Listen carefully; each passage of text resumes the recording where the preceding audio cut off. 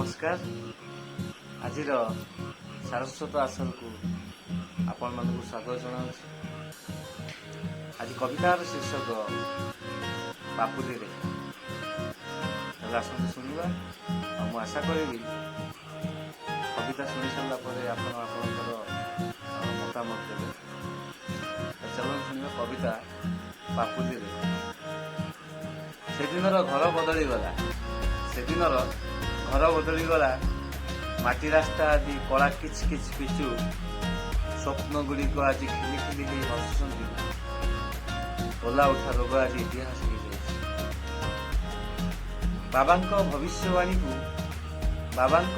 भविष्यवाणी को बदलाइबार प्रयास बारंबार साबुन रे हाथ धोई कादुओ माटी रे हाथ को भिजई। आज भी बापुलीर रेखा देखी आचंबित जेमती थिला सेमती अछि। नील पानी रे नाली सूरज आउ दिसुनी, नील पानी रे नाली सूरज आउ दिसुनी। लंबा कोठार परदारे आज सब संकुचित। छ ऋतुर लंबा समय आज बदली, छ ऋतुर लंबा समय आज बदली।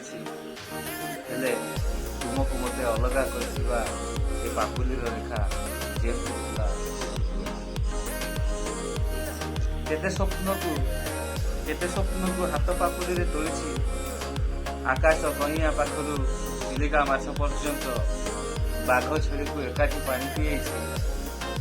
असमय रे निज कोठरीर ऋतु को बदलाइछि। समय सह अनेक संघर्ष करिछि। आहुरी पापुली रेखा सेमती अपरिवर्तित अछि। जदि एई रेखार एते आत्म अभिमान संपूर्ण शरीर धरी मु कहीं हार मानिबी।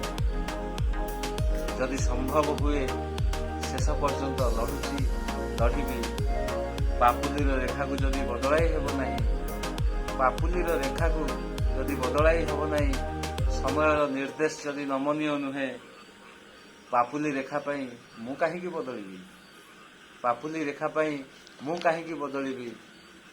पापुली रेखा आज भी ठीक सेमिति अछि, ठीक सेमिति अछि। धन्यवाद। जय जगन्नाथ।